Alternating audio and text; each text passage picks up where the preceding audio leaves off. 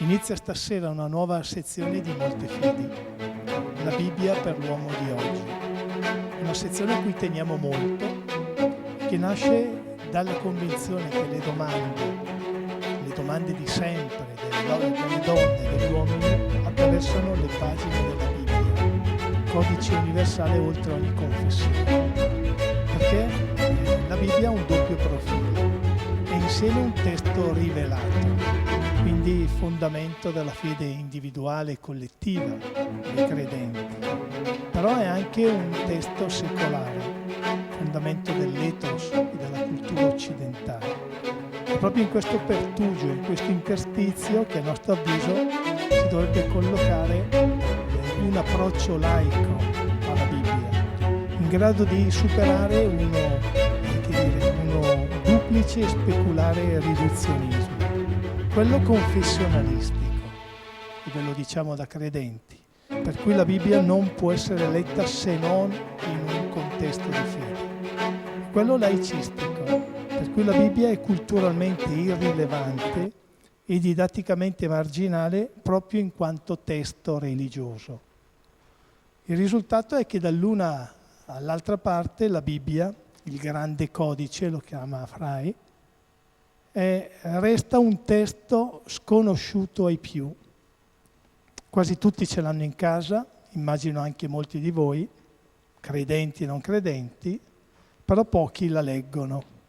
Eppure non c'è aspetto della nostra cultura che non sia stato influenzato dai libri e dai linguaggi che ne compongono la multiforme e non univoca pluralità. La Bibbia, se ci pensiamo bene, resta il grande deposito di simboli della nostra cultura.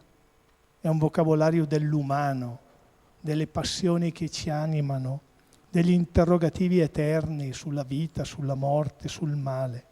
Ma è anche una straordinaria, miniera di storie, di racconti archetipici, di personaggi carnali, umani, a volte perfino troppo umani. Storie e personaggi che continuano, hanno ispirato per secoli la letteratura, la poesia, la musica. Pensate il Cantico dei Cantici, dal dolce Stil Novo fino a Marc Chagall, o al disincantato linguaggio di Coelet, che attinge ogni tematizzazione radicale della condizione dell'esistenza umana, come la laica riflessione di Leopardi, la narrazione dell'Esodo, che costituisce la matrice di ogni laico discorso di emancipazione. Vi ricordate Godin, Moses, no? Lo spiritual reso celebre da Louis Armstrong, è nato fra gli schiavi della Virginia al tempo della guerra di secessione, al linguaggio della profezia, no? A cui si sono ispirati, oltre alle invettive dantesche, vibranti di Dante, i movimenti di trasformazione delle società che hanno incessantemente animato la storia dell'Occidente. Quindi fa davvero molta specie l'ignoranza sul testo biblico. Io ho fatto per parecchi anni l'assistente al corso di teologia in università, al terzo anno, introduzione a teologia, e mi è capitato di sentire di tutto durante gli esami. Dalla lettera di San Paolo Apostolo ai Messinesi, di cui io ignoravo l'esistenza, a Cefa, confuso come un villaggio della Galilea, fino alla chicca, no, di Gesù che è morto per decapitazione. E questa parola dice lunga, si ride per non piangere, devo dire, ma proprio una povertà che mi interpella in quanto umano, al di là dell'essere credente. E un giorno in libreria mi è capitato tra le mani questo libro e mi ha incuriosito. 4 capitoli, 28 versetti, pochissime pagine e una storia che si legge tutta ad un fiato, in brevissimo tempo. Questo è il libro di Giona. Se voi sfogliate la Bibbia, guardate l'indice, in una qualunque Bibbia vedete che è collocato dentro i profeti minori. È proprio l'ultima sezione dell'Antico Testamento. E diversamente dagli altri testi profetici in cui sono riportate le parole dei profeti, questo è il racconto di un'avventura accaduta a un personaggio, Giona, no, la colomba. Ieri sera il buon Ravasi mi diceva altro che Colomba, quel falco integralista di Giona, poi sentiremo il perché. E io conoscevo, avevo letto più volte la storia di Giona, ma il commento che vi ho letto in questo libro mi ha molto colpito, al punto che poi mi sono messo a cercare la mail di Benedetta Tobagi, che è l'autrice di quel commento, perché io l'ho trovato bellissimo per profondità e finezza, e a scriverlo è stata appunto Benedetta Tobagi. E giovanissima, ne parlavamo prima, lei, pensate, a 35 anni è stata membro del consiglio di amministrazione della RAI, è stata conduttrice radiofonica per Radio 2, collabora con la Repubblica. Benedetta una dozzina di anni fa ha scritto un libro, testo pubblicato da Einaudi, lo vedete, lo troverete fuori, Come mi batte forte il tuo cuore, storia di mio padre, dove ricostruisce insieme ad alcuni schizzi, affreschi degli anni davvero ben curati degli anni 70, la storia di suo papà, Walter, ucciso il 28 maggio del 1980, quando Benedetta aveva 3 anni. Poi sempre per Einaudi ha pubblicato un libro dolorosissimo sulla strage di Piazza della Loggia, e 3 anni fa appunto un altro su Piazza Fontana, Il processo impossibile, sempre per Einaudi. Per Rizzoli invece un libro sulla scuola e segue progetti didattici sulla storia del terrorismo con la rete degli archivi per non dimenticare. Quindi è nato l'invito ed eccoci qua. Siamo molto contenti che abbia accettato subito, devo dire, proprio di buon grado, e molto contenti di tenere l'incontro proprio qui a San Fermo, perché questa sezione credo non potevamo che farla qui insieme agli amici della comunità di San Fermo, che nelle scorse settimane ha festeggiato i 50 anni, vero Omar, se non sbaglio, più o meno. Quindi una storia che dura da 50 anni, da sempre una comunità che mette al centro la parola di Dio, la Bibbia, perché dia senso e orienti verso cammini di liberazione. Quindi grazie di cuore a Biagio, ad Aldo, a Omar, alle donne e agli uomini che qui per 50 anni hanno trovato casa, il luogo di condivisione di parole e di impegni. E proprio a Don Omar lascio la parola. Buona serata.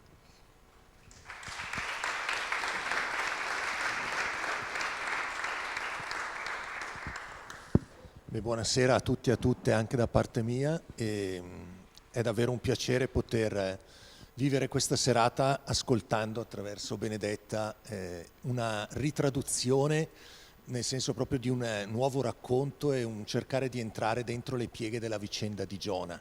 Giona è appunto questo piccolissimo libro della Bibbia che raccoglie in realtà svariati temi nella forma narrativa quasi leggendaria, direi, perché ci sono dei tratti che sono proprio un po' favolistici, tant'è che ad esempio l'episodio della balena è stato poi ripreso da Collodi, ma anche in altri contesti, cita Buzzati nel testo Benedetta, e dopo ci sarà un richiamo anche a questo.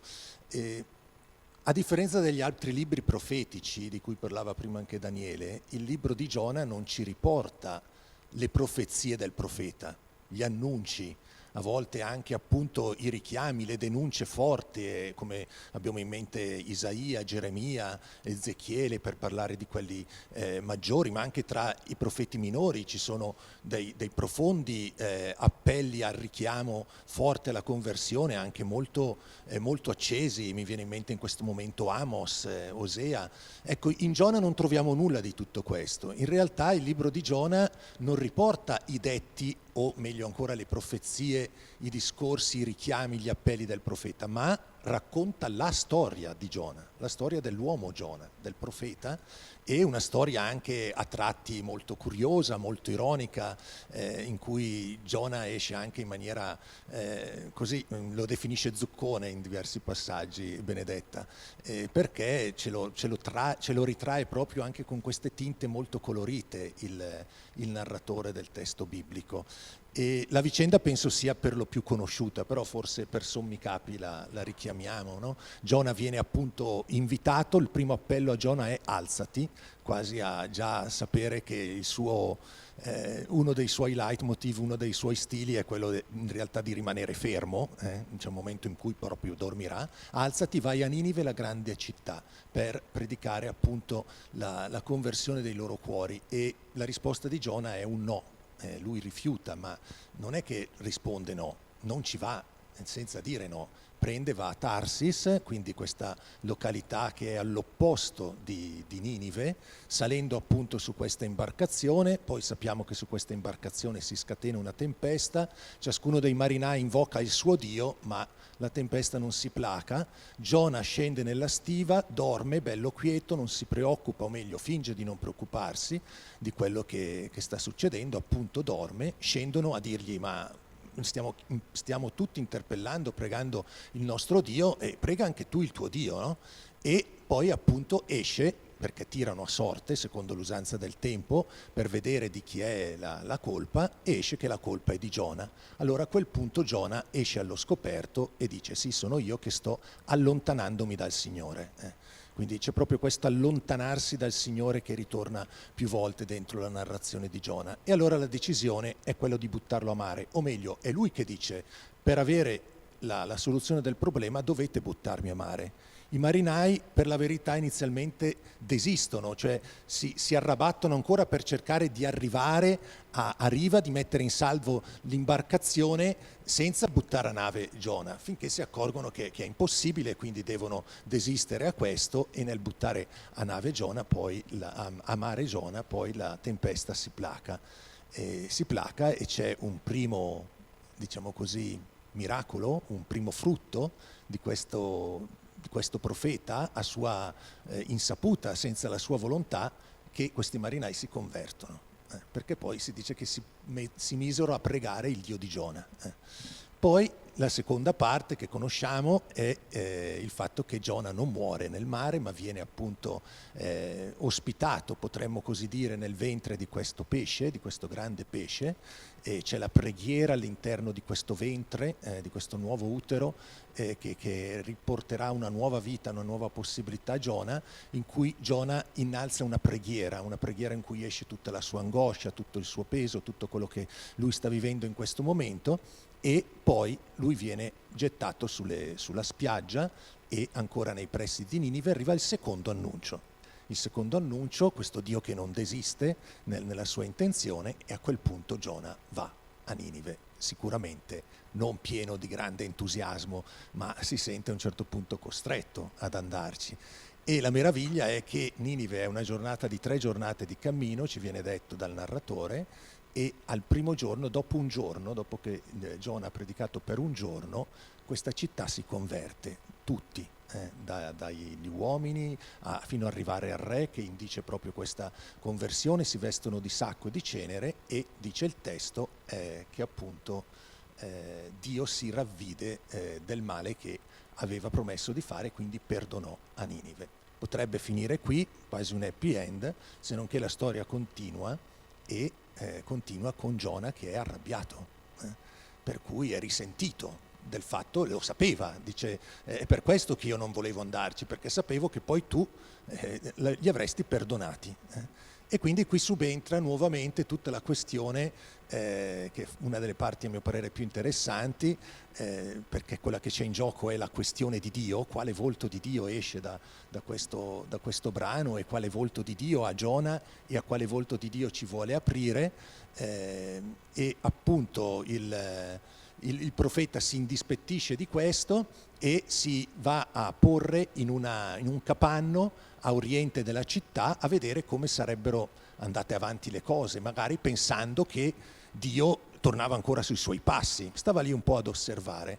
E qui interviene la pedagogia di Dio, come poi ci dirà Benedetta, che fa crescere questa pianticella di ricino, Kikaion in ebraico, da cui c'è la casa editrice che conosciamo penso tutti, dei monaci di Bose. Cresce questo Kikaion che dà ombra al profeta, alla casa del profeta, che lo fa proprio per il suo bene, se non che questo ricino nella notte successiva conosce diciamo così, una trasformazione, la morte, perché arriva un verme che corrode questo ricino, e anche qui ancora una volta Giona che si risente, si arrabbia proprio, no? Nei confronti di questo ricino che gli è stato tolto, e interviene Dio che dice: ma come, tu ti arrabbi tanto per questo ricino per cui non hai fatto nulla, che in una notte è cresciuto, in una notte è morto, e io non dovrei avere compassione di un'intera città dove ci sono 120.000 bambini, falleva soprattutto su questi,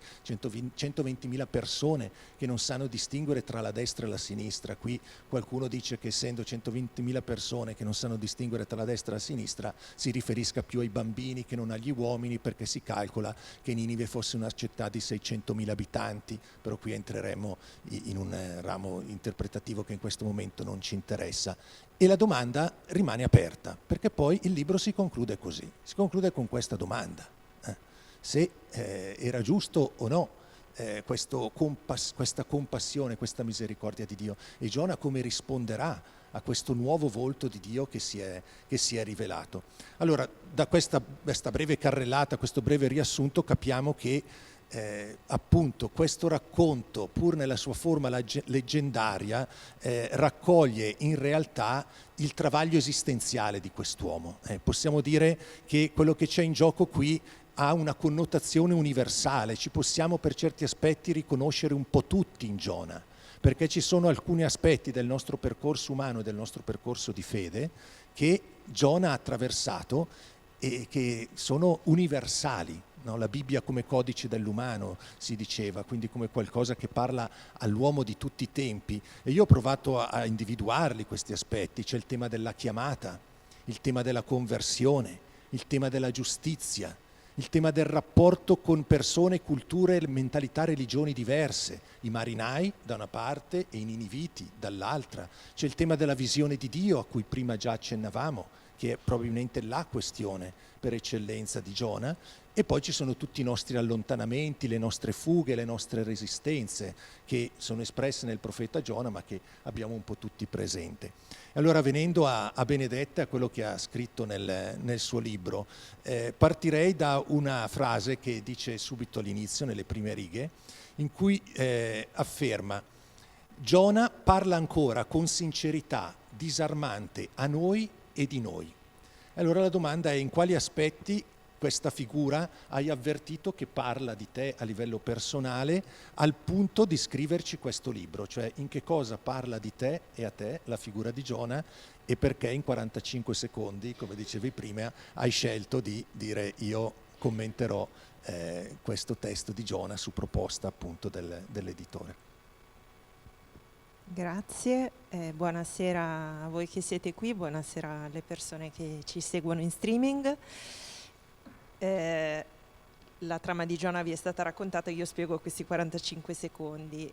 Questa collana dei libri della Bibbia commentati da persone che non sono biblisti, da laici che non c'entrano con gli studi biblici, è venuta da un'intuizione di Arnoldo Mosca Mondadori, che saluto se magari ci guarda in streaming, che è una persona di cui ho grandissima stima, che per me è un amico fraterno e che, sapendo comunque della mia passione per questi temi, ha pensato di coinvolgermi. E visto che la collana, quando mi ha coinvolto, era all'inizio, erano impegnati solo i salmi, mi ha dato questa scelta vertiginosa. Mi ha detto: guarda, scegli quello che vuoi, io qualunque cosa, sì, qualunque cosa nella Bibbia, tutto quello che vuoi. E io ho risposto di getto, appunto in meno di un minuto: vabbè, ma se mi dici così allora faccio Giona, mi prendo Giona. Poi, essendo una persona assennata, prudente, no? Però ho risposto di pancia: dammi un po' di tempo per pensarci. E invece in realtà nel giro di un paio di giorni l'ho richiamato e ho detto: no, guarda, è Giona.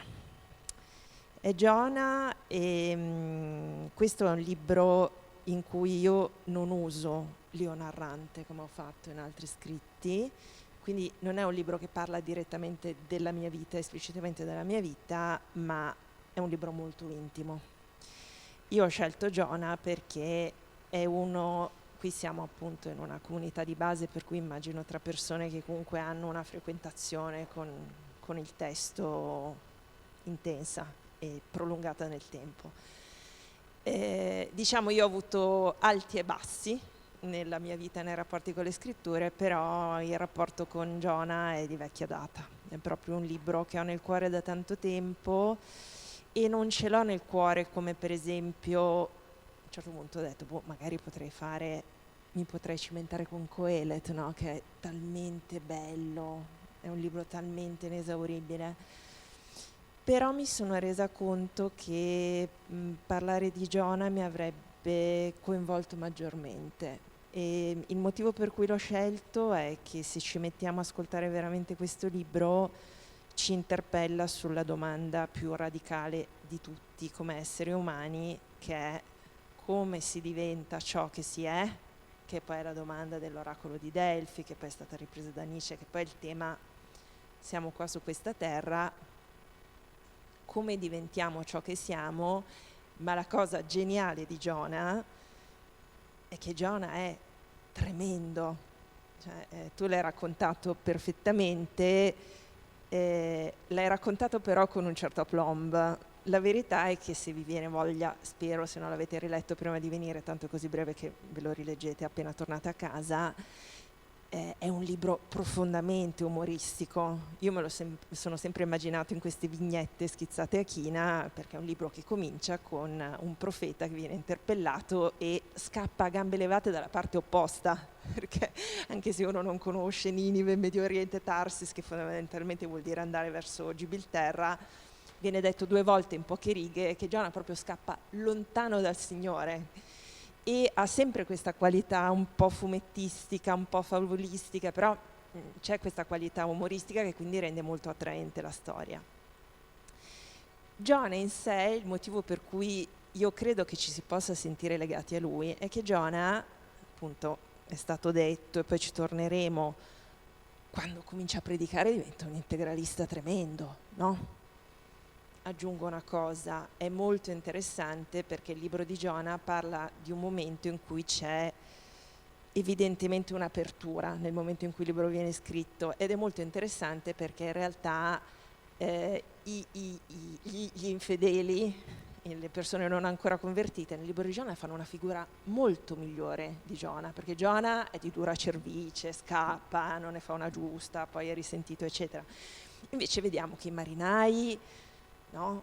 Anche se la loro vita è messa a rischio, fanno di tutto per remare contro la tempesta, per non buttare in mare comunque un uomo che neanche conoscono, no? E che evidentemente ha qualche colpa. Per non parlare dei niniviti che si convertono subito. Quindi è anche un libro in cui c'è secondo me è molto bello e molto attuale anche questo, no? Questa qualità come di dire guarda che gli altri delle volte possono essere molto migliori di noi, che ci crediamo i migliori di tutti, che andiamo in giro a predicare. Comunque dicevo, Giona ha qualcosa anche di fastidioso, di irritante, cioè Giona non è un personaggio attraente, non è attraente all'inizio quando scappa, non è attraente, ma ha qualcosa che secondo me, se siamo onesti con noi stessi, è terribile ma è molto vero. Giona ha più paura di vivere che di morire. Giona ha paura di diventare quello che è chiamato a essere.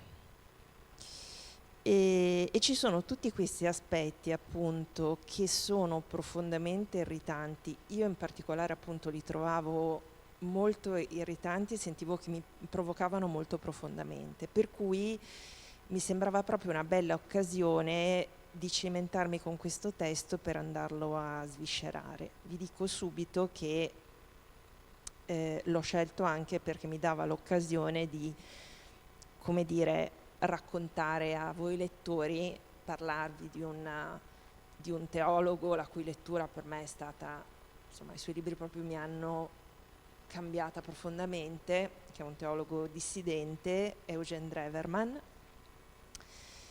e che fondamentalmente lui dà una lettura delle scritture in chiave di psicologia del profondo. Capiamoci, non dà una lettura banalmente psicologizzante che sarebbe un po' trita, anche un po' fastidiosa, no. legge la Bibbia proprio in chiave di psicologia del profondo, quindi nelle dinamiche esistenziali più profonde, più basilari, più universali, per cui fa sentire a chiunque, in primis ai non credenti, proprio questo respiro universale della scrittura, e soprattutto mette anche in comunicazione il piccolo, la dimensione esistenziale con quella trascendente. Ci torneremo, penso, cioè si parla proprio della fiducia radicale, per esempio, per cui ecco, e Giona è un libro perfetto da leggere in questa chiave, proprio perché ha questa qualità estremamente stilizzata, simbolica, e che quindi quando la avvicini ti fiorisce tra le mani. Tra l'altro è molto bello perché, vabbè, vale per tutti i libri della Bibbia, però veramente la ricchezza e la varietà di sfumature che sono state colte in questo testo così essenziale, così scarnificato, sono un incanto. Quindi mi fermo, andiamo avanti così. Sì, no, mi lego a questa tua ultima affermazione, soprattutto questa chiamata universale che ci riguarda tutti, che è il richiamo a diventare ciò che si è. Sembra quasi che nella vicenda personale di Giona sia proprio questo richiamo al diventare profondamente ciò che lui è, o lui sa benissimo quello che dovrebbe fare, che in realtà diventa la ragione del suo fuggire, no? Quindi di fronte a questa consapevolezza però lui fugge. E allora è solo questo il motivo della sua fuga? Quindi qual è la ragione del suo fuggire e quali sono le ragioni profonde che portano tante volte anche noi a fuggire da quello che realmente siamo? Fuggiamo perché abbiamo paura, fuggiamo perché crediamo di non essere all'altezza, perché Giona fugge e perché tante volte c'è questa paura che ci fa fuggire da quello che siamo chiamati a diventare. Io avevo in mente l'epigrafe che Salvatore si è messo al film Premio Oscar Mediterraneo, che è un film dedicato a chi scappa, che secondo me è bellissima. E Giona è un libro dedicato a chi scappa. E ci sono tanti livelli, ci sono tutti questi livelli. In prima istanza io credo che sia rispettoso comunque nei confronti di Giona e di chi si trova in qualunque genere di situazione analoga. Diciamo che c'è un primo livello che è una paura molto molto concreta, perché Giona viene chiamato ad andare a predicare in una grande metropoli dell'antichità che è 3 giornate di cammino, quindi credo che chiunque si sarebbe spaventato davanti all'idea di affrontare una prova di questo genere, no? E quindi c'è un primo livello di paura in cui tante volte noi stessi siamo frenati perché ci sono degli ostacoli esterni, c'è una minaccia esterna, può esserci una minaccia fisica. A me ha colpito molto, ne ho parlato tanto con Arnoldo di questa cosa.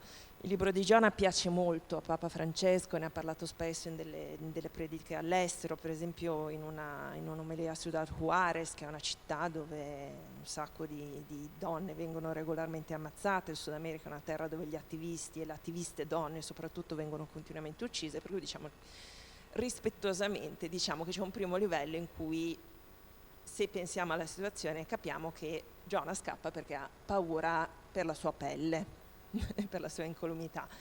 Però, come dicevo, il rapporto col testo diventa veramente interessante quando tu vai nei livelli più profondi. E allora la paura di diventare ciò che si è, di seguire la chiamata, la vocazione, si muove sui piani che tu accennavi. E questa credo che sia veramente una cosa che coinvolge in modi diversi l'esistenza di praticamente ogni persona. In un primo modo molto semplice e molto banale, quando scopri ciò che veramente ami, ciò che veramente vuoi fare, ciò che veramente ti fa palpitare, la cosa che sogni di realizzare, hai una terribile paura di fallire. Molte esistenze si infrangono sugli scogli della paura di non farcela, perché se tu continui a bordeggiare, ti crei dei falsi vincoli, no? Il fatto che bisogna vivere in un certo modo, bisogna avere certe sicurezze, bisogna realizzare certe cose, eccetera.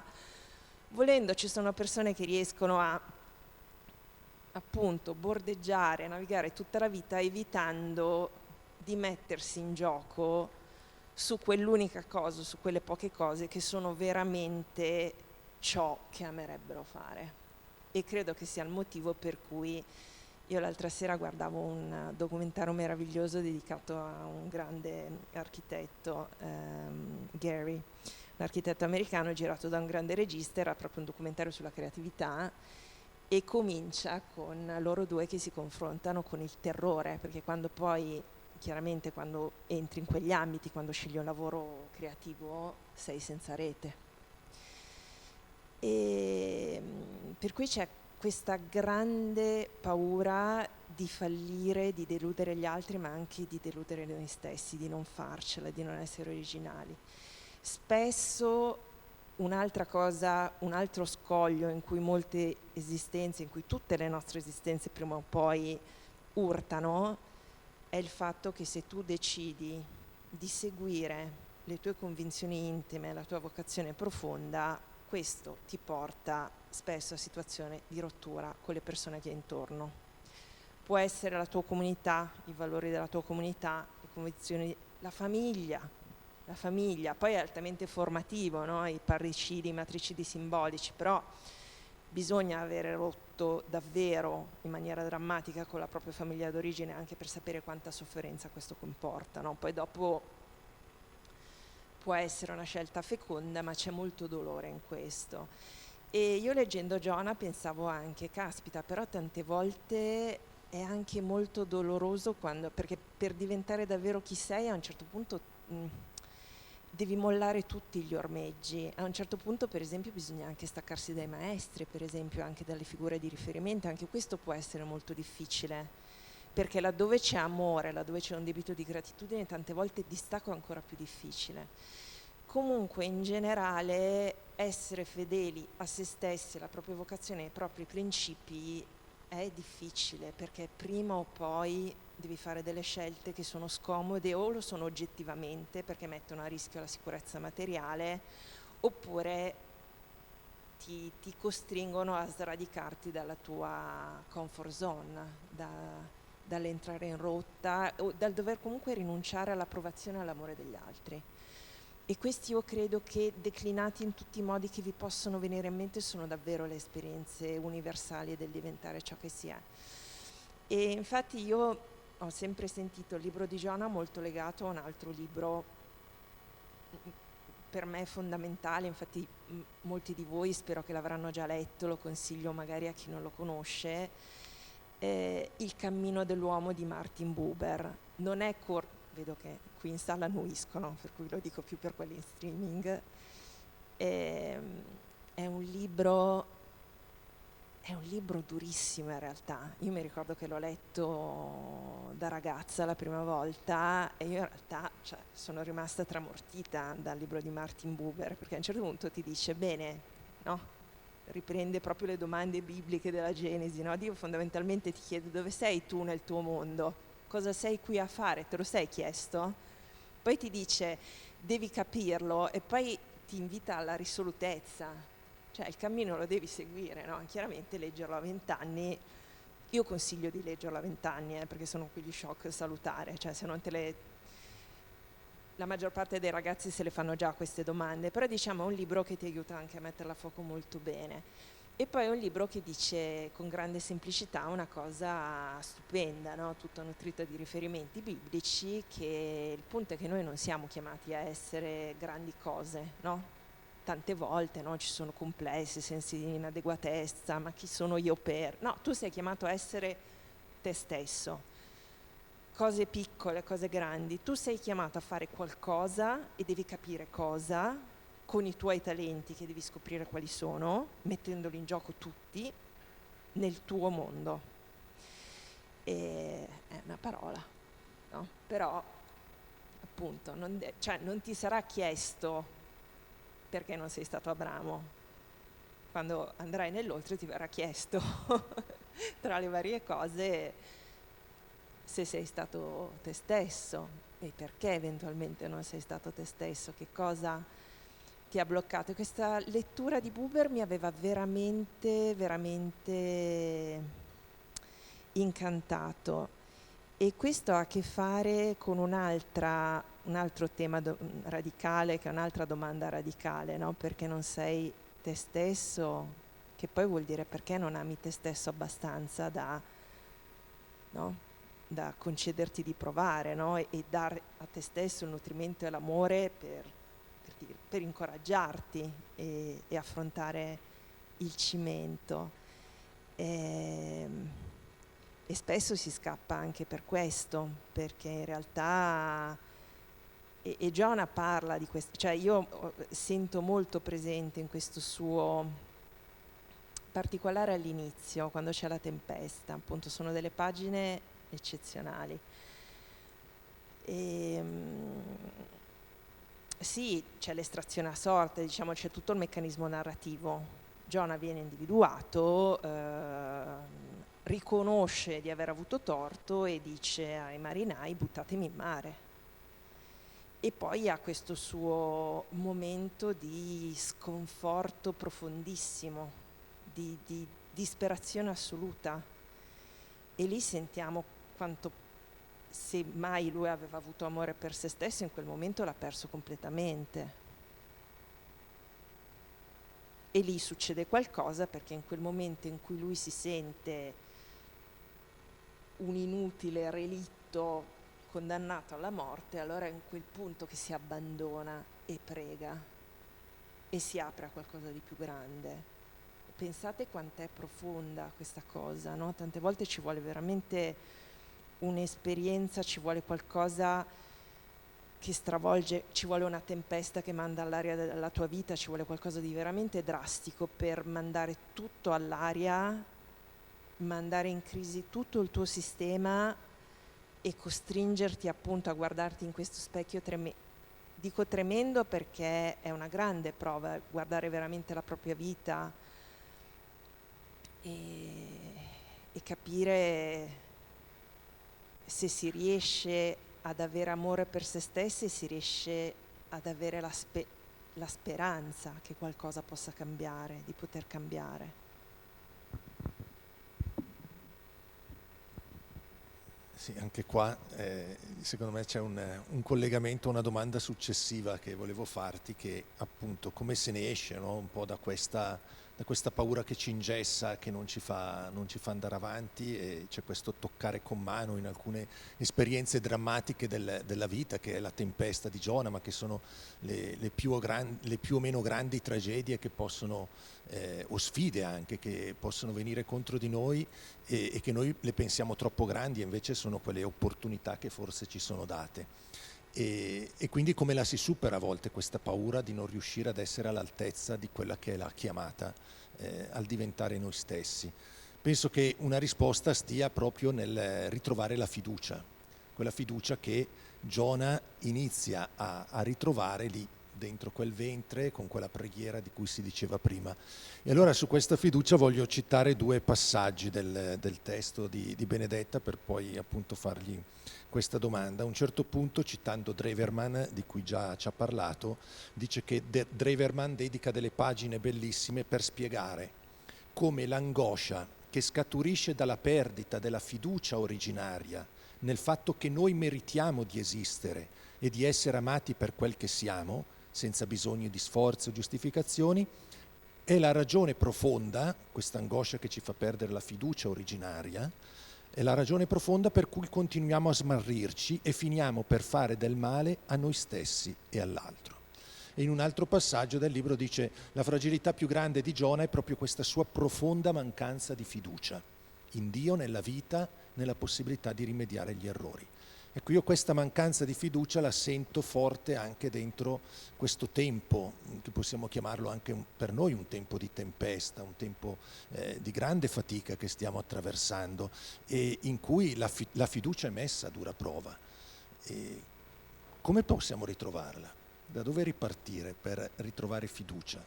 Non solo in Dio, ma ma partire appunto la fiducia in noi stessi, negli altri, da cosa si può ripartire?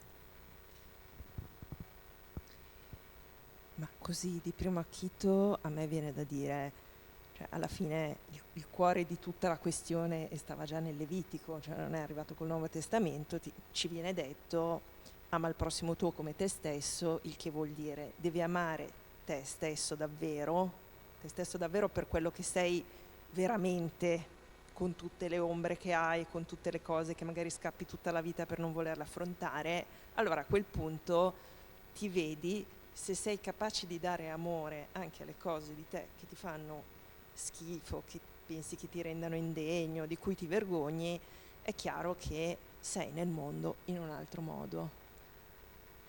E questo amore primario originario, e qui entra la psicologia del profondo, non per ridurre tutto all'esperienza particolare delle persone, però è vero che l'amore lo si impara dall'amore sperimentato, e chi non ha sperimentato quell'amore primario, quella fiducia originaria, qui insomma c'è tutta la meravigliosa teoria dell'attaccamento sicuro, no?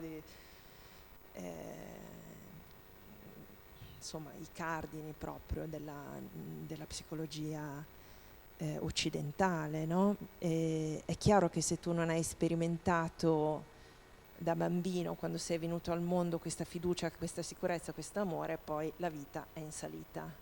Non è detto che non si possa recuperare. Io mi ricordo, mi è capitato, io sono abbastanza, come dire, sono abbastanza schizzinosa coi sermoni, però mi ricordo che una volta ho sentito, tra l'altro in maniera del tutto inopinata, non me la sarei mai aspettato in una predica a San Pietro in Vaticano, quindi devo dire ero molto prevenuta. Invece un prete, parlando dei bambini che subiscono abusi e che vivono esperienze di grande violenza, che può essere fisica o psicologica, lui diceva una cosa tremenda che però è molto vera: vengono impresse delle pieghe e poi non c'è niente nella vita che potrà veramente cancellare quei segni, no? Per cui, e però questo è il fatto, cioè comunque noi siamo qui al mondo, cioè c'è un motivo se siamo qui, siamo di carne, viviamo di relazioni, no? Perché la prima prova è che noi siamo chiamati a essere nel mondo, quindi in qualche modo, no? Dio si incarna, la scintilla è dentro di noi, per cui c'è anche un motivo se il primo apprendimento dell'amore viene nella relazione tra persone, ed il primo passo per recuperare la fiducia è sperimentare delle relazioni di fiducia con gli altri, e per riuscire a provarle, specialmente dopo grosse ferite, dopo grosse delusioni, periodi di grande smarrimento, insomma anche qui invito ognuno a pensare alla propria esperienza, all'esperienza delle persone a voi care, cioè, pensate cosa vuol dire reimparare a avere fiducia dopo che la vita ti ha dato una di quelle tegolate che possono arrivare da chi non te l'aspettavi poi, no? Grandi tradimenti di fiducia, le grandi ferite, i grandi traumi. Quindi cioè, la fiducia ha a che fare con tutto questo, che è proprio è la dimensione proprio essenziale dell'esperienza umana, però è l'esperienza che veramente io credo che ti può portare veramente oltre, perché anche per una persona che non è instradata in una qualche confessione religiosa, seguire quel cammino è la cosa che a un certo punto, non lo so, io riesco solo a pensarlo come una situazione in cui a un certo punto tu sei chiuso in uno spazio piccolo e a un certo punto salta il soffitto e tu ti rendi conto che fuori c'è un cielo, c'è una luce, ci sono le stelle, c'è ancora un mondo, c'è comunque un mondo, qualunque cosa stia succedendo.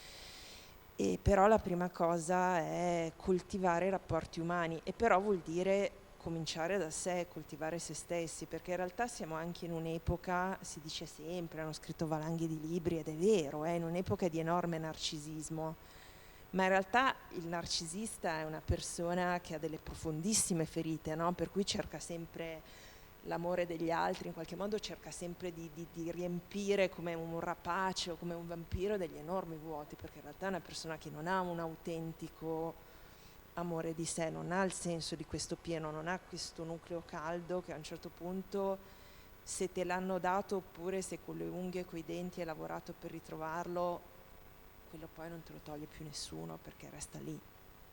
Magari ogni tanto si offusca, ti perdi, però poi lo ritrovi. quindi il tema della fiducia è questo, e la bellezza assoluta, secondo me, delle pagine di Dreverman. Io in realtà qui vi indirizzo a dei libri più al commento di John innanzitutto, però io credo che non lo dico per erudizione, che io amo tanto leggere, per cui mi fa piacere anche passare i libri. C'è il commento al Vangelo di Marco di Dreverman, che è un bel librone di Queriniana, mi pare, che ha questa lunga introduzione e poi ci sono i commenti per tutti i passi del Vangelo di Marco, che poi anche il Vangelo di Marco è bello scarnificato, bello duro, poi il bene, il male, i demoni, cioè bello tosto anche Marco. Però l'introduzione è proprio eccezionale, perché fondamentalmente ribalta tutto, cioè cancella l'idea del peccato originale e dice: il peccato originale è che gli esseri umani smettono di sentire, cioè non sono più in questo, come dire, in questa culla calda, in questo liquido amniotico meraviglioso, di sentire che loro sono immersi in questo calore, in questo amore, che poi è Dio anche per, se si esce dal cristianesimo e dal cattolicesimo e si entra in altre, come dire, in altri cammini e in altri linguaggi spirituali. E allora il problema è che quando l'uomo cerca di giustificare se stesso è la fine, perché tu non puoi. Continui a correre e soprattutto si innesca quella cosa nefasta che è alla radice della maggior parte dei mali. Sei sempre in cerca di una giustificazione di te stesso, cerchi amore dovunque puoi, e quindi il fratello potenzialmente è un nemico, no? Allora appunto c'è Giona, c'è il fratello del figlio il prodigo, c'è tutta questa cosa, c'è Caino e Abele fondamentalmente, perché lui sì e io no? Cosa ha fatto lui che non ho fatto? La radice dell'invidia, no? È come lottare per questa coperta troppo corta senza rendersi conto che...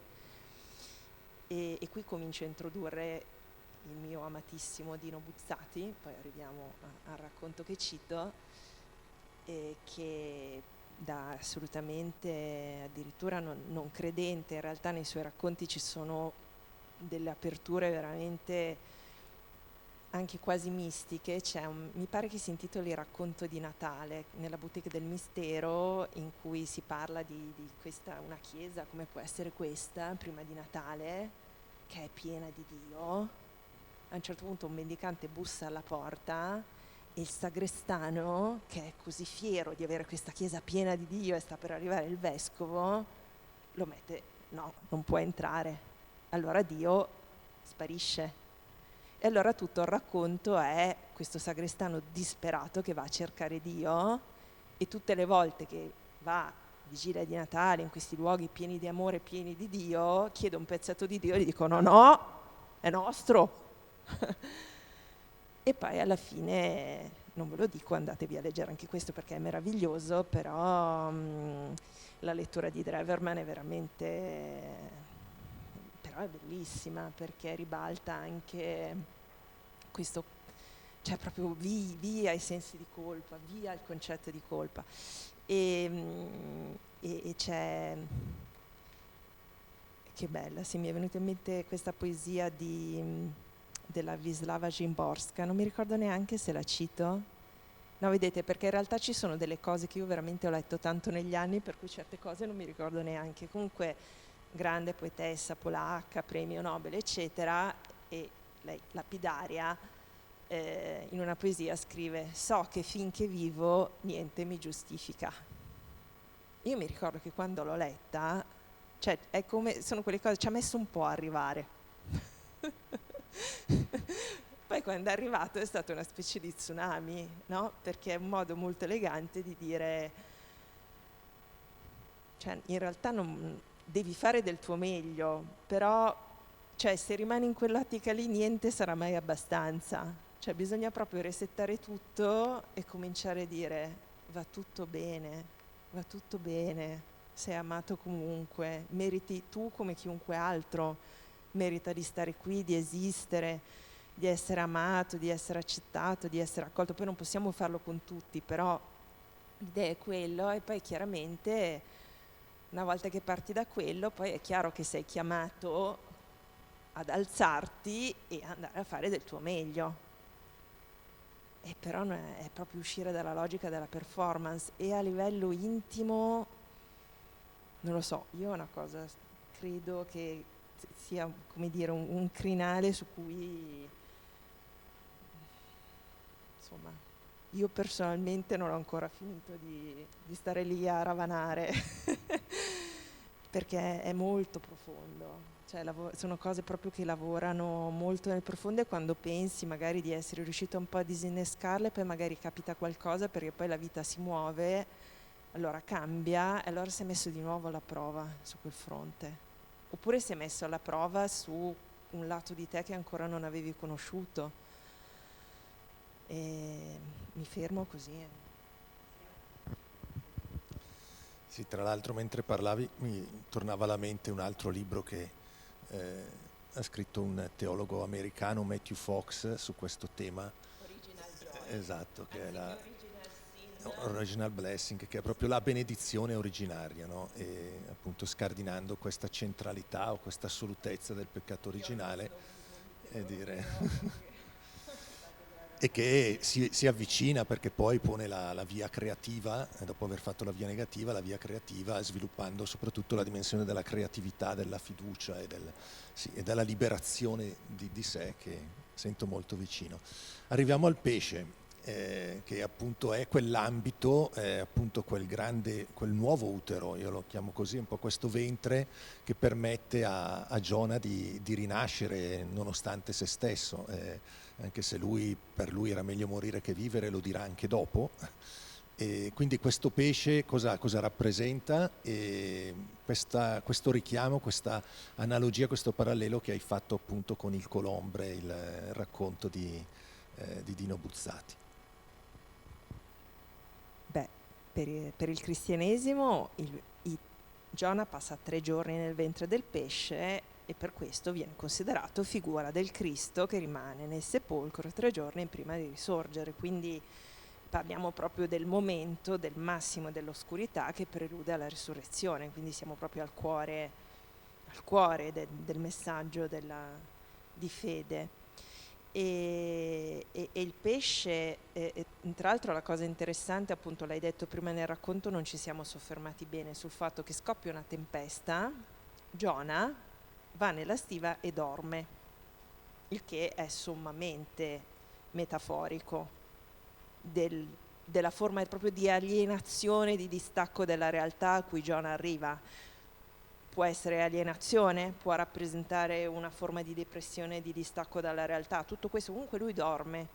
E tra l'altro è molto bello, è molto fine che il marinaio scende e gli dice esattamente, cioè Dio gli ha detto alzati e va, e il marinaio va e gli dice alzati, quindi nella sua semplicità il testo è anche molto chiaro nel mettere questi indicatori, no, di quelli che sono proprio i passaggi chiave.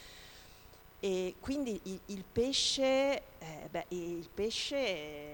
Giona inghiottito dal pesce pensa di morire, quindi non è solo una situazione difficile di prova, è proprio una situazione drammatica, cioè è proprio il momento in cui pensi che tutte le vie siano chiuse, perché è vero che lui non affoga perché è nel ventre del pesce, però dal ventre del pesce non si vede una via di uscita, no?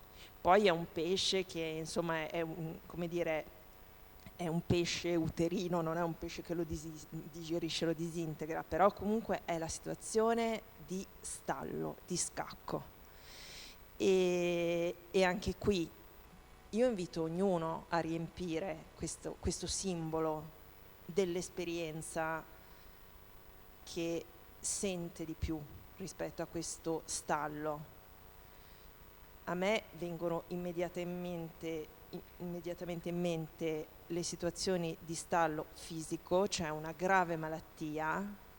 Quanti libri, quanti racconti, quante testimonianze ci sono di persone che dicono una malattia potenzialmente mortale è stata la cosa che ha cambiato la mia vita da così a così, perché ha messo in discussione tutto.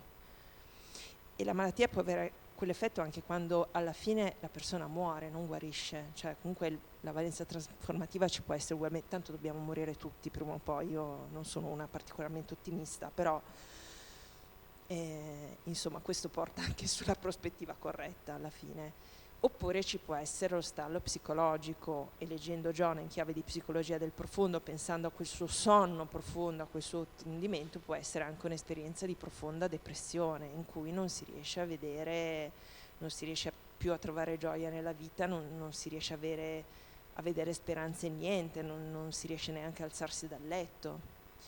E allora è lì che diventa interessante e molto provocatorio questo tema della fiducia, della possibilità dell'apertura della fiducia. Comunque Giona deve arrivare in quel punto di disperazione, cioè lui è stato chiamato, quindi non è che doveva capire lui chissà che cosa, Dio gliel'ha detto, lui è corso a gambe levate dalla parte opposta, preso, tempesta, buttato in mare, e a quel punto non c'è speranza. E invece qui succede la cosa interessante, perché Giona a quel punto prega. C'è il suo De Profundis, ed è una preghiera poi che è in forma, è come una preghiera, somiglia ai Salmi, il secondo capitolo di Giona, è proprio un De Profundis, come ce ne sono altri nella Bibbia, come poi ha scritto un De Profundis Wilde quando era in carcere.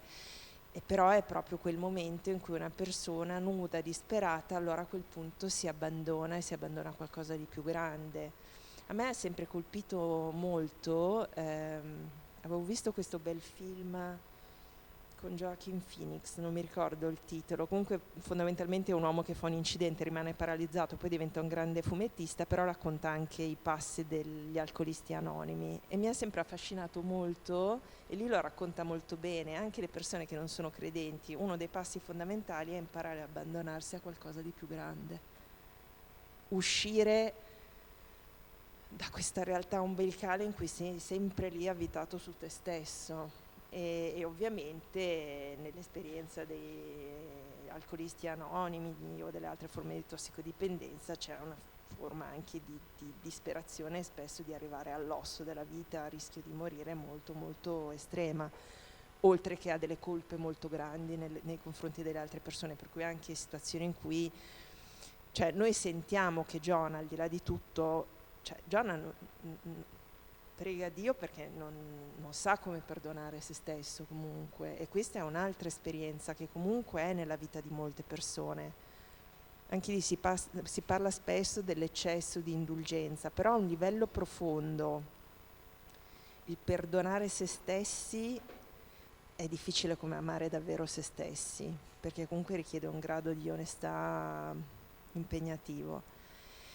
E quindi il pesce sono queste cose, queste situazioni di stallo, di blocco, che delle volte capitano, e che però sono situazioni foriere di profondo cambiamento. Allora come entra Buzzati? E il racconto il Colombre, chi lo conosce, chi non lo conosce, fatemi cenno. Qualcuno non lo conosce. Allora, io ho letto La boutique del mistero a 13 anni. Secondo me Buzzati è uno scrittore ingiustamente sottovalutato, perché è il nostro piccolo Kafka, è uno scrittore eccezionale, e i suoi racconti sono veramente, sono una lettura, un'altra di quelle letture che proprio ti entri nel libro e esci che comunque sei diverso, perché proprio ti interpellano su tantissimi piani e in modo diverso ad età diverse. Comunque il Colombre, io mi ricordo che mi impressionò enormemente. Tra l'altro è un racconto che sta spesso nelle antologie scolastiche, no? E come se fosse abbastanza innocuo, no? Ha tutte queste valenze simboliche, invece è come Il cammino dell'uomo, è un altro racconto che proprio ti taglia le gambe, perché fondamentalmente è un Giona contemporaneo in un mondo in cui non c'è più Dio all'orizzonte. Allora cosa succede? Il protagonista del racconto, Stefano Roy, che è figlio di un uomo di mare, quindi conosce molto bene il mare, è in barca con suo padre. A un certo punto, quando è appunto alle soglie dell'adolescenza, vede questo puntino che segue la barca. Allora i marinai sono presi da terrore reverenziale, perché capiscono da tutta una serie di elementi che lui sta vedendo il Colombre, quindi lui è, nelle convinzioni popolari, è maledetto, perché il Colombre è visto soltanto dal prescelto, e il Colombre ovviamente è un mostro marino che lo divorerà. Quindi lui è dentro questo ambiente e dove apprende che questo colombre, che chiaramente è lì per lui, è pericoloso. E nel racconto poi si dipana, ovviamente il padre dice no, assolutamente, lo allontana dal mare, per cui dal mare che era poi il sogno di questo ragazzino. E lui per un po' va sulla terraferma, va in città, studia, se lo dimentica. Poi la prima volta che va al mare dice forse era tutta un'immaginazione, forse ci siamo sbagliati, forse io mi sono fatto suggestionare, loro pure. E invece quando torna e arriva al mare il colombre è di nuovo lì. E allora il racconto è splendido perché in realtà racconta un'esistenza vertiginosa, perché nella vita di quest'uomo, che poi nella sua vita riesce a avere tutto e riesce a fare tutto, quindi ci porta anche all'osso, cioè il punto non è quello che tu puoi dal di fuori, chi se ne frega cosa sei dal di fuori, dentro lo sa solo la persona, quella è la verità del suo cuore. E in realtà è in questa vertigine perché fa di tutto, tra l'altro sceglie di avere un'attività appunto con navi, imbarcazioni, e però tutta la sua vita è sempre questa specie di fuga, questa gara, questa vertigine di voler sfuggire a questa minaccia da cui però non si riesce a staccare. E soltanto in punto di morte decide, sono vecchio, sono sazio di giorni, adesso vado, mi suicido, mi butto in bocca al mio mostro. E a quel punto in realtà il colombre si rivela per quello che era, cioè non era una maledizione, ma era la sua chiamata, era la sua vocazione. È una creatura mitologica, ma che gli avrebbe lì, tra l'altro è molto bello perché il dono del colombre sarebbe stato non solo i desideri materiali, Stefano Roy li aveva soddisfatti tutti, ma aveva comunque avuto una vita sempre in fuga, sempre sradicata, senza quel fondamento originario. E invece, oltre a tutto ciò che avesse desiderato, il dono del colombre sarebbe stato la serenità dell'animo. E allora a me è sempre venuto spontaneo di collegarli, perché in qualche modo Buzzati, scrittore novecentesco, ci racconta cosa succede quando in qualche modo la crepa, nel momento della crepa, la persona non accetta in qualche modo di rompersi, di rompere col passato, di rompere con quello che gli dicono gli altri e in qualche modo affidarsi a quello che sta succedendo. E per cui il dialogo tra i due testi è molto forte e c'entra molto il punto, perché secondo me appunto non è tanto un discorso di confessioni religiose o di ritualità o di appartenenze, è proprio che ci sia o non ci sia una dimensione spirituale. Cioè a un certo punto, perché quella trasformazione possa succedere, tu in qualche modo devi trovare il tuo modo, no? per far saltare il soffitto e sentirti dentro qualcosa di più grande. Quindi, vabbè, insomma, quindi adesso all'elenco dei libri aggiungete la Boutique del Mistero e il Colombre. Faccio un'ultima domanda, poi lasciamo uno spazio a domande che possono nascere da noi, quindi nel frattempo iniziate vi invito a iniziare a pensarle, a proporvi. Arriva un po' a quello che è il tema, uno dei temi centrali, forse quello più irrisolto in Giona, che è appunto la relazione, la dico subito, la relazione e l'articolazione tra giustizia e misericordia.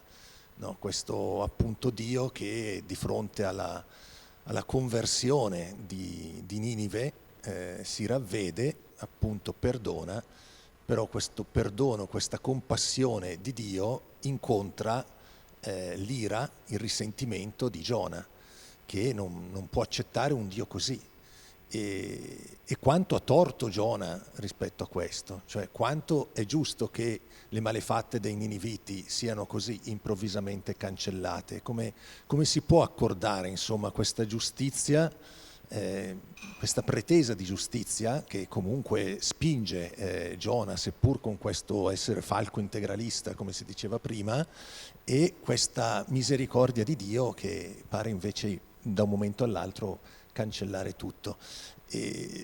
Perché quando sembra tutto finito, appunto, poteva concludersi lì, no? La conversione di Ninive, e Giona poteva essere contento di aver portato a compimento quella che è la sua opera, e invece perché si risente di questo? Perché si scandalizza di questa misericordia di Dio e questa relazione tra giustizia e misericordia, come esce dal libro, se esce, e come anche a noi, uomini di questo nostro tempo, ancora interpella rispetto a quelle che sono anche le situazioni quotidiane, le situazioni anche del nostro tempo in cui faticosamente questa relazione tra giustizia e misericordia riusciamo a declinarla. Ma questo personalmente io lo trovo proprio anche il punto più difficile su cui cioè sento una grossa oscillazione anche nel mio personale sentire rispetto a questo testo, perché quello che io ho sempre visto da subito, che rientra un po' in quell'essere zuccone, in quei lati anche un po' irritanti, che in realtà poi il libro lo descrive splendidamente, cioè John è proprio come un adolescente che sbatte alla porta, si chiude in camera e spera che Dio lo noti e cambi idea per lui, quindi proprio c'è un atteggiamento anche qui. È classico di un adolescente, ma è sempre un po' anche su questa vena di umorismo, ha questa vena un po' di assurdità. Al tempo stesso per me risuona immediatamente con il fratello del figlio al prodigo, che giustamente dice: ma come? E io? Questo qua torna, ammazzi il vitello grasso, io sono sempre stato buono. E fa esattamente come John, è risentito, esce di casa, va fuori, non ne vuole sapere, non vuole parlare col padre, io me ne vado, basta, sbatto la porta, eccetera, eccetera. Quindi c'è molto forte questo. E poi in realtà c'è qualche cosa di molto più profondo, per cui, ed è qui anche per quello che è veramente bello, perché è vero che è un integralista, no? Perché lui va a predicare, tra l'altro appunto, ovviamente, cioè, va a sapere, no? In che libro è che viene detto una parola ha detto Dio, due ne udite? Un salmo, ecco, sì, non mi ricordo quale, comunque in un salmo c'è scritto una parola ha detto Dio, due ne udite, quindi cioè, chissà che parola ha detto Dio, chissà che cosa ha udito Giona, perché la sua predicazione che Ninive sarebbe stata distrutta, ovviamente ci mettiamo sempre del nostro, no? Però c'è qualcosa di che non è integralista e non è bieco e non è adolescenziale, cioè i niniviti si convertono in 3 giorni e la cosa interessante è che si converte il capo della città, no? Per cui tutti poi a seguire. Ora, è simbolico, 3 giorni, chissà cosa corrispondono, però se pensiamo e lo traduciamo in esperienza umana, noi non sappiamo cosa hanno fatto i niniviti, però possiamo immaginare che al di là di essere infedeli potessero aver fatto di tutto nella grande città. 3 giorni, questi si cospargono il capo di cenere, si vestono di sacco, cominciano a fare i grandi e plateali gesti di espiazione. È legittimo o no che Giona dubiti della sincerità di questa conversione improvvisa, plateale, diretta dall'alto e così teatralizzata? Cioè è lì che Giona provoca sul tema della giustizia, perché in effetti la misericordia ha una qualità scandalosa, perché poi se tu lo rapporti a delle situazioni in cui è stato veramente compiuto del male, tu dici, e vabbè, e chi ha subito gli effetti del male? Prima parlavamo dei bambini, no? di quelle pieghe inferte che non si cancellano. Cioè la misericordia ha diritto di mandare impunito tutto questo senza alcun effetto. Cosa succede? Il che fa venire in mente, che credo sia Isaia, sono quasi sicura, le mie vie non sono le vostre vie, è quello il casino. Cioè quando tu ti rapporti a un'altra dimensione più grande di quella dell'umano, il punto è che la logica non è la stessa, solo che noi siamo qui, siamo umani, quindi abbiamo la nostra logica umana, per cui per quanto tu provi, no? E questo torno un attimo indietro anche rispetto alle prove che ti manda la vita, cioè la balena che ti inghiotte, cioè ci vuole un grande sforzo per riuscire a leggerla come parte di un disegno più grande, no? E viverla in questa chiave, perché comunque il tema della giustizia è la stessa cosa, quindi in realtà è proprio si adattano benissimo queste due letture, una molto, come dire, molto piccola e tignosa di Giona risentito, e una invece molto, molto alta di Giona che in realtà, cioè, difende tutti gli innocenti, per cui rispetto ai quali la misericordia può essere uno scandalo, no? E questa cosa non è un tema solubile a livello umano. Ed è giusto che non si sciolga, perché io credo che ogni situazione umana richieda una estrema attenzione da questo punto di vista. Quindi la provocazione di Giona è sana, cioè è proprio l'umano che, se riesce a non essere, come dire, chiuso o nell'invidia, o nel risentimento, in tutte le cose che ci intrappolano, però è un tema grosso, perché finché siamo sulla terra bisogna porsi il problema di come coniugare la misericordia, che poi è l'offerta di un'altra possibilità, no? La città non viene distrutta, si salvano questi uomini. Tu dicevi all'inizio che non distinguono la mano destra dalla sinistra, che ci fa, credo, a tutti venire subito in mente Gesù che sulla croce si perdona, però dice perdonali perché non sanno quello che fanno. Cioè è forte questa cosa, non è che tu perdoni, cioè dici proprio, guarda, talmente non si rendono conto che, cioè, appunto, non sanno quello che fanno, per quello che li perdoni anche, no? Perché vedi che ci sono delle persone talmente intrappolate anche in un loro inferno che poi creano l'inferno per gli altri, ma a un certo punto dici sono già all'inferno, cioè non... Però il tema è enorme e è per quello che è bellissimo. Cioè, in qualche modo Dio non dà una risposta astratta a questo, fa sentire a Giona l'amore per una creatura che è l'alberello. L'alberello che peraltro gli dà fresco, è bello, gli dà l'ombra però fondamentalmente, per cui è proprio una cosa che gli dà gioia. E poi gli fa sentire il dolore per la distruzione di questo alberello venuto dal niente, roso dal verme. Quindi non dà una risposta teorica, onnicomprensiva, fredda, che sarebbe veramente offensiva e scandalosa rispetto a ciò di cui si sta parlando al fondo, no? Che è l'esperienza del male e dell'ingiustizia, e di che spazio c'è per la misericordia quando c'è stata vera ingiustizia.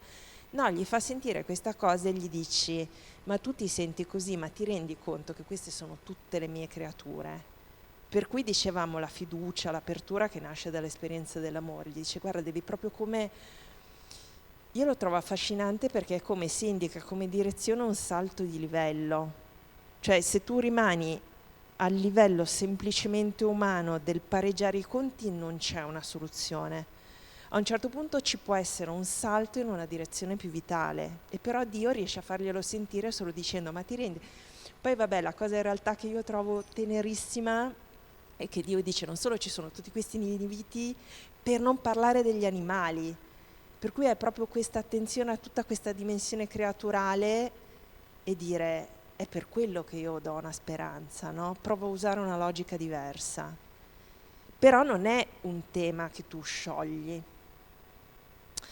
Da questo punto di vista, secondo me vale la pena ricordare, poi prendiamo le domande, però è importante.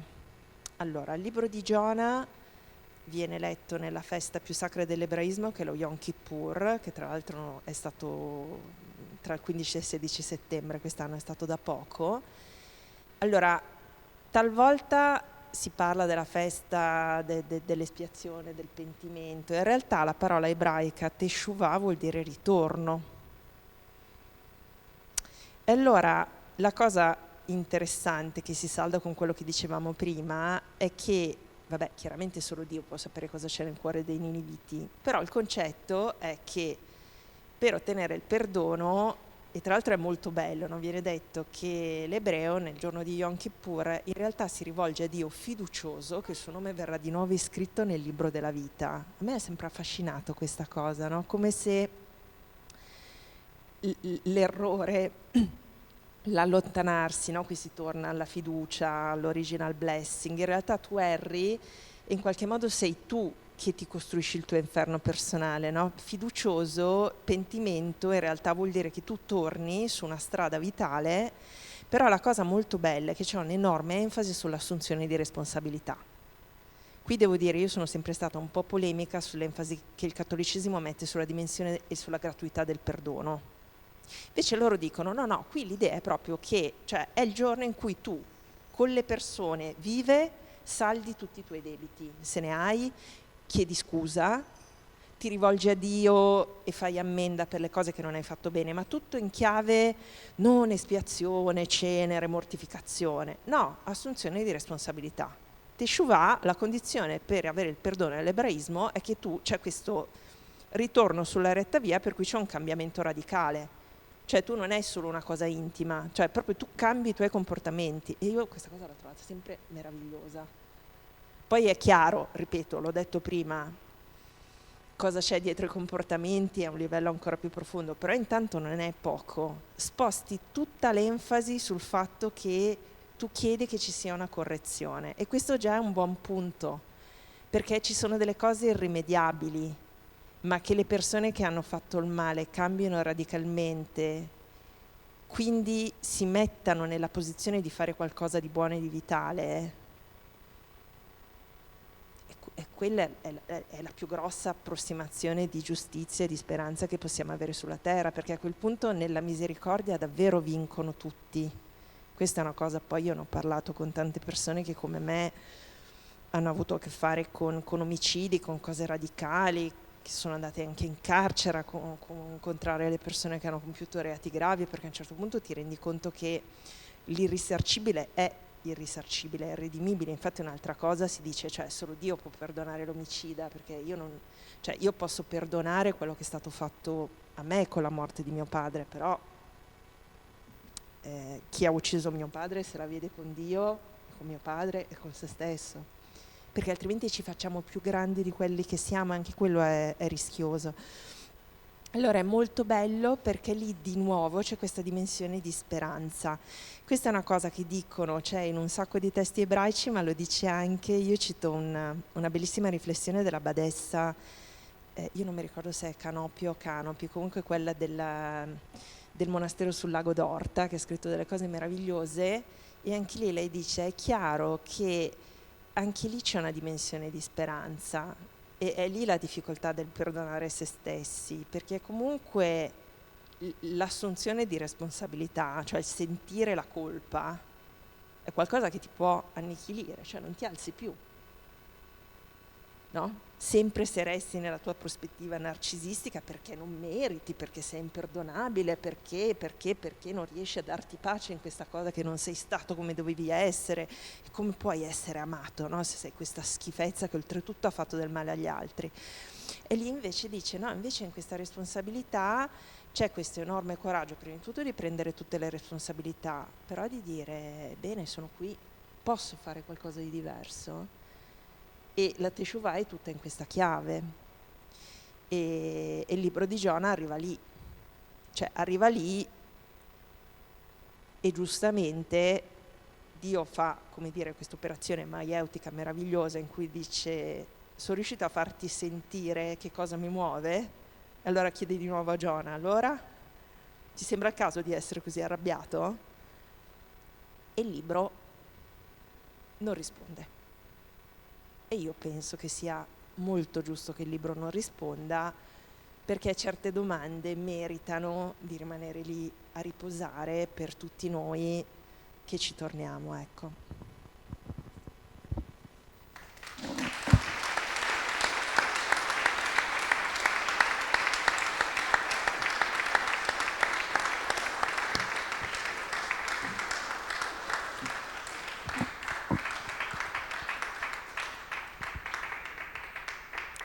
Ecco, direi che abbiamo proprio ancora un buon 10 minuti per raccogliere qualche domanda e così chiudere questa bella serata, questo bell'incontro. Quindi chi lo desidera magari alza la mano e passo io, o giù, o passi tu.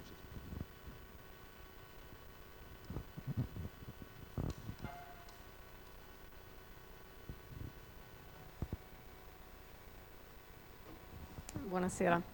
Questo ultimo passaggio bellissimo che ha fatto su questa festa di Shuvah che ha detto ebraica, a me ha fatto pensare alla nostra chiamata alla confessione, che molto spesso è faticosa, non si ha voglia di fare, no? Ci si trascina quasi, però letta in chiave, cioè l'andare a confessarsi proprio per mettere un punto fermo e dire nudo davanti a Dio a che punto sono della mia vita io. Mi è venuto appunto di fare un parallelismo e credo che le cose possano anche forse stare insieme, se non che le viviamo proprio in due modi forse diversi, noi rispetto a come è stata esposta da lei invece questa cosa.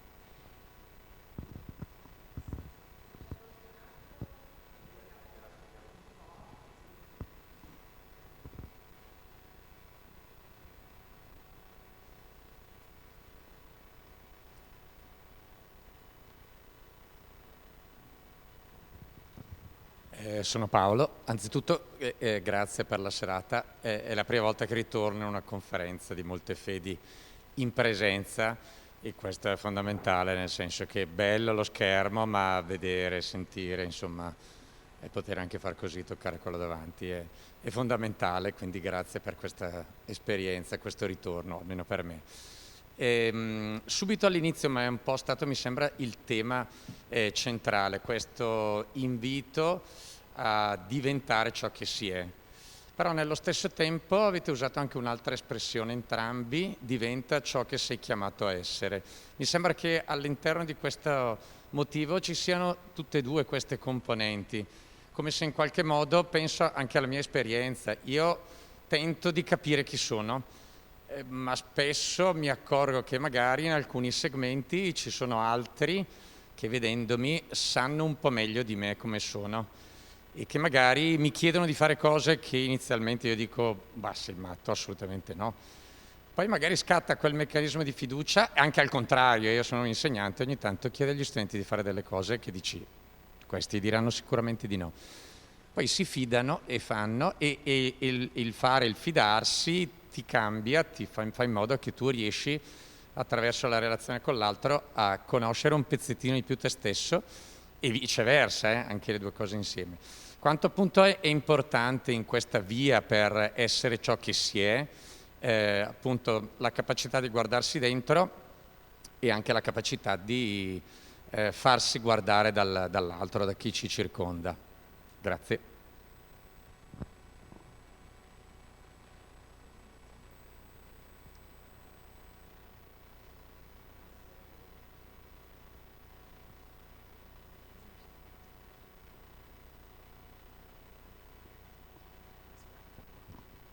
Allora, non ho capito il suo nome?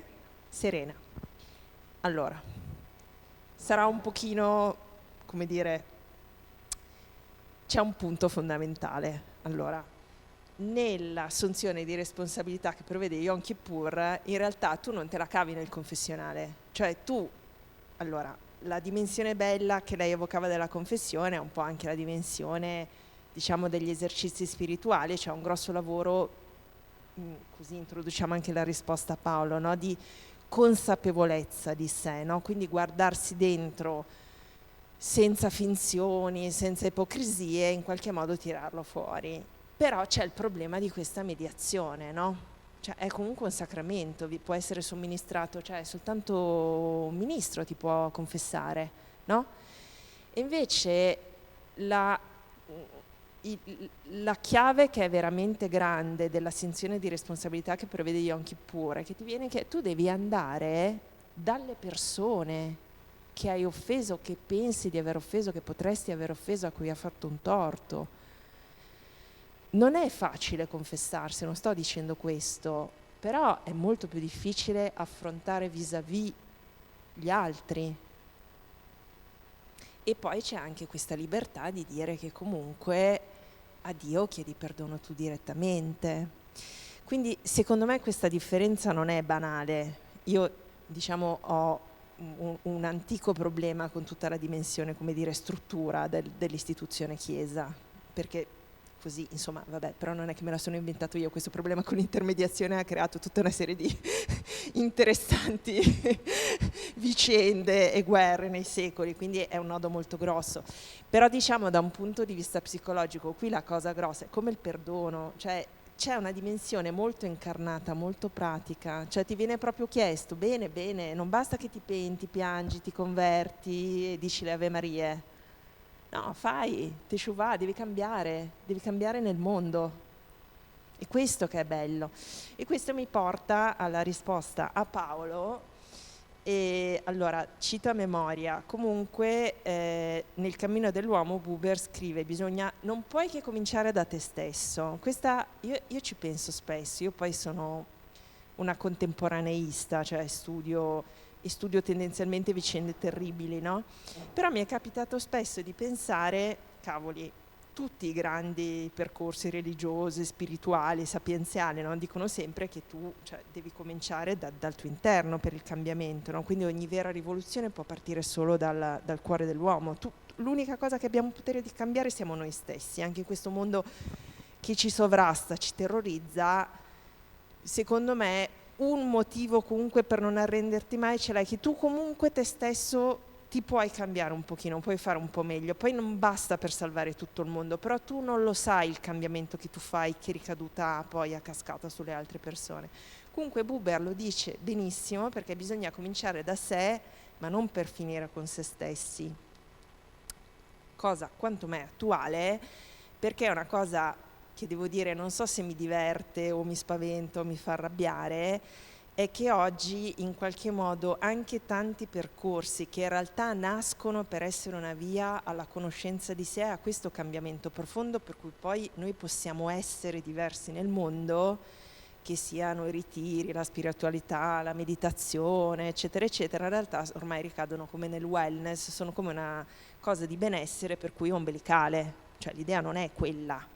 Adesso c'è l'ultimo libro, ho appena finito di leggere l'ultimo libro di Carrer che si chiama Yoga e lui ha delle pagine geniali, super sarcastiche verso questi ayurvedici in ritiro, quando c'è lo tsunami, non mi ricordo più in quale paese del sud dell'Oceano Indiano, e ci sono questi ayurvedici che se ne fregano altamente di tutte le persone ferite, che si rifugiano nell'albergo e loro continuano con le loro abluzioni rituali, eccetera. Dice, ecco, quella è la cosa sicuramente da non fare, ecco, cioè quell'allontanamento dalla realtà. Comunque ha fatto un'osservazione che mi è piaciuta molto. Sì, in effetti abbiamo usato diventare ciò che si è e essere ciò che si è chiamati ad essere, e in effetti l'abbiamo usato come equivalenti, anche se in realtà sono due cose sottilmente diverse, no? Perché c'è una parte di lavoro che è proprio di introspezione, come guardarsi allo specchio, e ha detto benissimo, gli altri sono il primo specchio.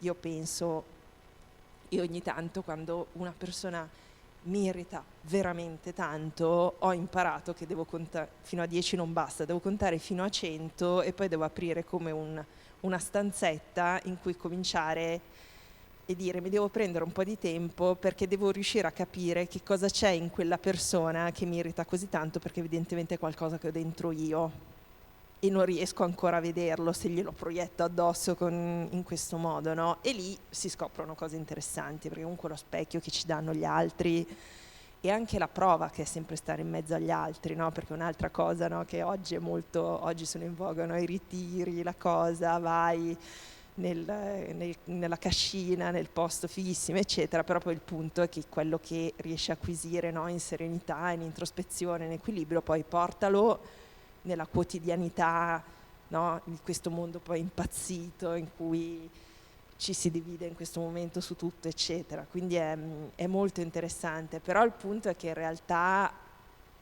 cioè, ciò che si è tutt'uno con quello che dobbiamo essere, no? Perché noi siamo qui con certe caratteristiche perché c'è un motivo, e allora tutta la vita io penso che sia cercare di capire, no? Un passo alla volta, poi magari scopri un primo pezzo e poi la vita ti porta a capire che c'è ancora qualcos'altro che devi fare.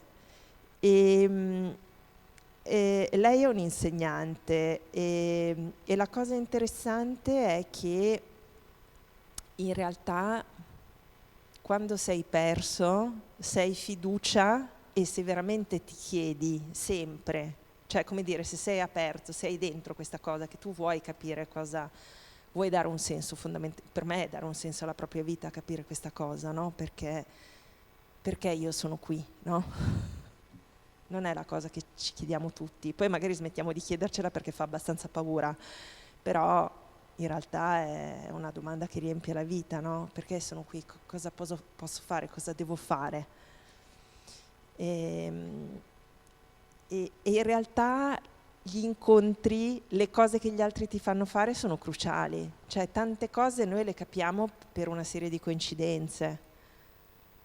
Io penso che possa essere capitato anche a voi. Nella mia vita, io devo dire, infatti oggi che ho 44 anni, mi sento molto pacificata dal fatto che delle cose, io devo dire, non ho avuto un'esistenza lineare da nessun punto di vista, però quello che adesso mi dà fiducia è che penso, caspita, però pensa in quel momento lì che c'è stata quella coincidenza, quell'incontro, quella cosa che ti colpisce, magari è anche una proposta che qualcuno ti fa, che può venire da un insegnante, ma può anche venire da una proposta di lavoro. Allora che tu l'accetti, ma anche se non l'accetti, comunque è qualcosa che ti porta, ti fa vedere che c'è una strada nuova, no? Allora tu ti devi chiedere, la prendo o non la prendo, primo? E poi una volta che la prendi, è giusta, è sbagliata, magari è sbagliata, però ti porta da qui a qui. E qui riesci a vedere un orizzonte che quando eri qui non immaginavi neanche. Per cui quanti... Adesso la parola provvidenza è molto démodé, però ci sono degli errori provvidenziali, no? Nella vita di relazione, nella vita lavorativa, no? Io le chiamo le esperienze traghetto, no? Cioè, ci sono delle cose che sono anche obiettivamente sciagurate, però sono un traghetto, cioè ti portano proprio da un'altra parte. Magari ti fanno finire dentro il pesce, però poi quando vieni sputato fuori sei completamente in un altro posto. E quindi questo è molto bello perché in qualche modo apre tantissime possibilità. Cioè, prima di tutto, io dico personalmente, io proprio una cosa di cui ho imparato a essere molto grata. Cioè, come quando anche ti senti perso, non sai cosa fare, se ti dai un po' di tempo e resti in ascolto, chiaramente per chi ha una dimensione spirituale, qualunque essa sia, diciamo è più spontaneo, no? Questa cosa come di chiedere, di rimanere in attesa. Però tante persone riescono comunque a trovare questa strada e le si può indirizzare verso questa strada, cioè anche una buona psicoterapia fondamentalmente fa questo, no? Soprattutto gli junghiani alla fine dicono il fine è l'individuazione, che è arrivare a congiungersi con il proprio sé, che è comunque una cosa molto più grande di questo piccolo io che siamo noi, no? Ed è fantastico, no? Perché da questo sé poi arrivano delle cose psichedeliche, cioè arrivano sogni, arrivano cose che non ti aspetti, cose che ti turbano, cose che ti... visioni proprio anche del futuro, quindi è molto bello. Però la cosa bella è che senza, come dire, voler dirigere la vita degli altri, però a me incanta proprio tanto come semplicemente nell'essere come ci sentiamo di essere e nel fare quello che ci sentiamo che è giusto fare rispetto alle persone. Poi ovviamente un insegnante può fare molto in questo senso, però chiunque di noi lo può fare. Tu non lo sai, ma magari tu sei l'incontro che cambia qualcosa nella vita di un altro, e spesso spesso è perché tu sei arrivato a scoprire qualcosa di te e magari lo condividi con un'altra persona. Io credo che una delle cose più belle, tante volte non si sa cosa dire di fronte a una persona che ha una grande sofferenza, un grosso problema, tante volte magari la cosa più umile da fare è accogliere e poi magari condividere qualcosa di nostro, di difficile, no? Così si è insieme e chissà cosa può succedere nell'altra persona. E anche da questo punto di vista, l'ha detto benissimo Omar nel racconto iniziale, Giona, quando è ancora incasinatissimo, non ha fatto il De Profundis, quindi sta scappando, cioè non è meraviglioso che Giona è comunque uno strumento di conversione? Vi è mai capitato di avere questa esperienza, che è un'esperienza di vera grazia, che anche in un momento della vostra vita in cui magari avete fatto una cosa e l'avete fatta per il motivo sbagliato, magari l'avete fatta perché vi sentivate in colpa, perché volevate essere bravi, cioè delle volte nella vita si fanno delle cose in momenti in cui si è un casino, si fanno le cose per il motivo sbagliato, ma comunque è una cosa che è bella, è una cosa che è proprio quella che ci voleva in quel momento. E questa è veramente una cosa incantevole che ha a che fare con le coincidenze della vita e anche col pensare che effettivamente quando, ecco, magari lo sforzo da fare è mettere molta onestà nelle cose, no?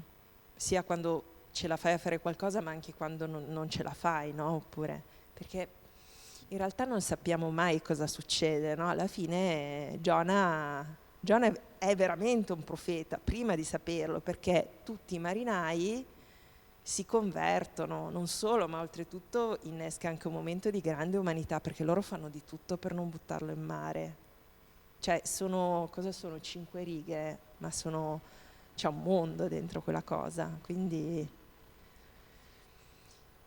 visto che è un insegnante, c'è una parte di cui non abbiamo parlato in cui riflette un pochino sulla valenza pedagogica del comportamento di Dio che può essere di interesse per chi insegna. C'è qualcun altro, se abbiamo ancora 2 minuti? Vediamo.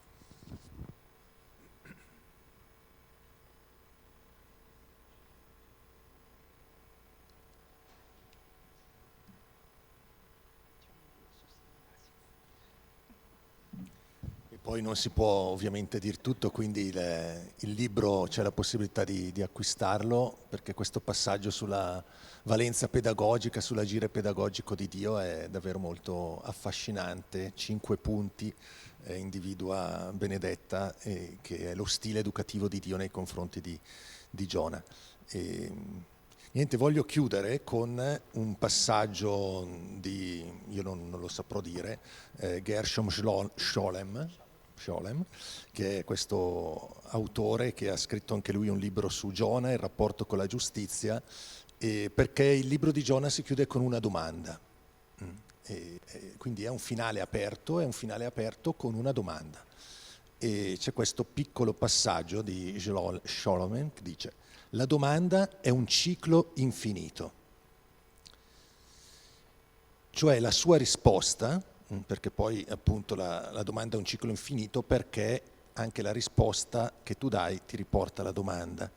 La sua risposta deve essere di nuovo essenzialmente una domanda. E annota, Scholem, che non vi è il concetto di risposta nell'ebraismo inteso nel suo senso più profondo. Non vi sono nella Torah né domande né risposte. La parola ebraica per risposta è la stessa che si diceva prima, è teshuvah, quella che appunto indica la replica, il ritorno, la conversione, ovvero il ritorno alla stessa domanda che riceve un nuovo inizio.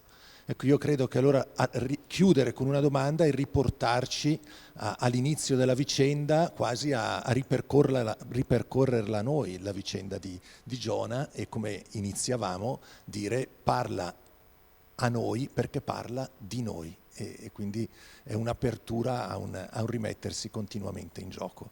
E ci ringraziamo per la serata e ringraziamo Benedetta perché è stato davvero un incontro davvero molto bello e che è entrato proprio nell'universalità dell'umano. E lascio la parola. Devo ringraziare tutti, poi lascio la parola. Vi ringrazio in particolare perché avete fatto questa cosa bellissima dello streaming, così nonostante le limitazioni possiamo stare anche insieme molto di più. Quindi davvero grazie, perché è un bel segno. Grazie anche perché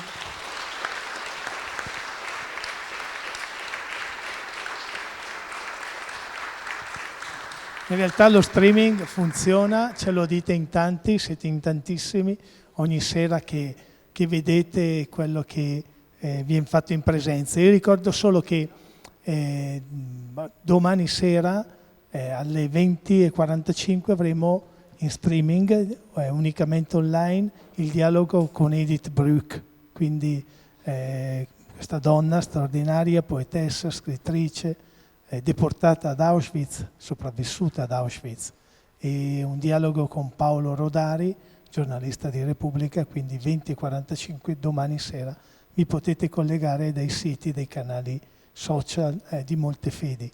Venerdì è un giorno particolare, alle 17 c'è la seconda lezione sull'ebraismo, alle 20:45 consegneremo il premio Costruttori di Ponti a Cristina Cattaneo, l'anatomopatologa, medico legale che dirige l'Abanov, questo centro a Milano, dove viene data dignità, se possibile anche nome, ai disperati che vengono ripescati, annegati nel Mar Mediterraneo. Quindi a lei verrà consegnato il premio. 2 anni fa è stato dato a Romano Prodi, lo scorso anno a Filippo Grandi e quest'anno appunto a Cristina Cattaneo. Domenica mattina avremo con noi Ascolta se leva l'alba alle 9, una filosofa femminista, Susi Zanardo, quindi la riflessione domenicale di Susi Zanardo. Lunedì sera saremo nell'auditorium, nel grande auditorium del seminario, per l'incontro riservato unicamente alle carte con Gianrico Carofiglio. Quindi chi si è iscritto potrà accedere all'auditorium. Comunque per i possessori delle carte l'incontro sarà in streaming. Ricordo anche che martedì c'è il secondo appuntamento della sezione della Bibbia, avremo un dialogo con Henry De Luca sul libro dell'Esodo.